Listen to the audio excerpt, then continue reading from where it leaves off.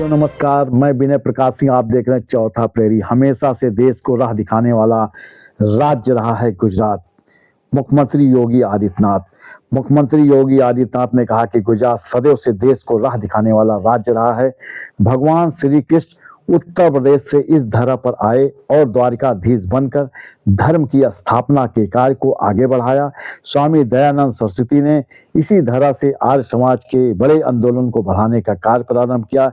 इसी धरा ने राष्ट्रपिता महात्मा गांधी को स्वाधीनता के अगुवा के रूप में देकर आजादी का मार्ग प्रशस्त किया था। यह भारत की अखंडता के शिल्पी लौह पुरुष सरदार वल्लभ भाई पटेल की पावन धरा है। गुजरात भगवान सोमनाथ नागेश्वर नाथ की पावन धरा है। यह भारत की आध्यात्मिक और विरासत की भूमि है।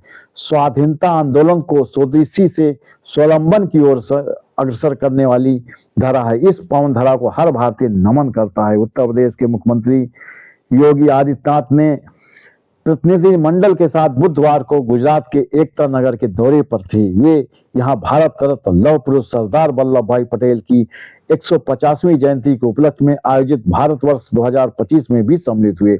उन्होंने सांस्कृतिक कार्यक्रमों को भी देखा। सीएम स्टैच्यू ऑफ यूनिटी में भी पहुंचे और लौह पुरुष को नमन किया। सीएम योगी ने कहा कि 2018 में स्टैच्यू ऑफ यूनिटी के दर्शन का अवसर मिला था। उस समय कुछ दिन पूर्व ही प्रधानमंत्री ने इसे राष्ट्र को समर्पित किया था। पिछले 7 वर्ष में यहाँ परिवर्तन हुआ है। वीरान जगह को विश्व पर्यटन के बेस्ट डेस्टिनेशन के रूप में कैसे स्थापित किया जा सकता है। स्टैच्यू ऑफ यूनिटी और सरदार सरोवर के तट पर हुआ विकास यह कार्य दिखाता है। आज दूसरी बार इसके दर्शन का सौभाग्य प्राप्त हो रहा है। स्टैच्यू ऑफ यूनिटी भारत की एकता की प्रतिमूर्ति है। यह पीएम मोदी के विजन का परिणाम है।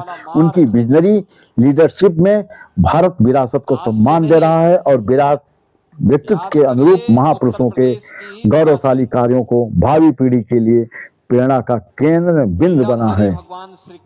सीएम योगी ने कहा कि पीएम मोदी ने देश में विरासत, विकास और गरीब कल्याण की परंपरा को बढ़ाकर वर्तमान पीढ़ी को न केवल नई प्रेरणा दी है बल्कि देश को विकसित भारत के रूप में स्थापित करने का विजन भी दिया। पीएम मोदी काशी से संसद में प्रतिनिधित्व करते हैं। काशी में काशी विश्वनाथ धाम बनने के बाद यहाँ प्रतिवर्ष 11 से 12 करोड़ श्रद्धालु आ रहे हैं। अयोध्या में कई पीढ़ियां राम मंदिर बनने की आस लेकर चली गई, लेकिन उसे मोदी जी ने संभव करके दिखाया। अयोध्या में भव्य राम मंदिर का निर्माण हो गया है।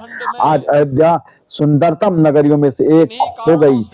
यहाँ प्रतिवर्ष 6 से 8 करोड़ श्रद्धालु पर्यटक आकर दर्शन कर रहे हैं। मथुरा वृंदावन हो या उत्तराखंड में केदारनाथ, पुरी, बद्रीनाथ का पुनरुद्धार, मध्य प्रदेश में महालोक हो या देश के अंदर अलग अलग स्थानों भारत की विरासत को सम्मान, आधुनिक इंफ्रास्ट्रक्चर के कार्य को भी तेजी से हो रहे हैं। किसानों, युवाओं, श्रमिकों आदि आबादी की आकांक्षाओं के अनुरूप भारत का समग्र विकास हो रहा है। भारत आज तेजी से बढ़ती हुई अर्थव्यवस्था के स्टैच्यू ऑफ यूनिटी आस्था के साथ विरासत के सम्मान का महत्वपूर्ण उदाहरण है।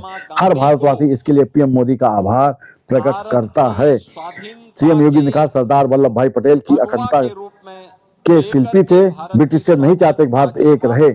उन्होंने शरारती पूर्ण तरीके से केवल भारत और पाकिस्तान के नाम पर ही देश का विचार नहीं किया था, बल्कि उनकी शरारत थी कि देश को इतने टुकड़े में बांट डालें कि भारत एक ना रह सके। लेकिन महापुरुष सरदार वल्लभ भाई पटेल ने जहां अपनी दूरदर्शिता के कारण 563 देशी रियासतों को भी भारत गणराज्य का हिस्सा बनाकर वर्तमान भारत को एक भारत के रूप में रखा, वहीं पीएम मोदी के नेतृत्व में पिछले 11 वर्ष से भारत को भारत बनाने का कार्य हो रहे हैं।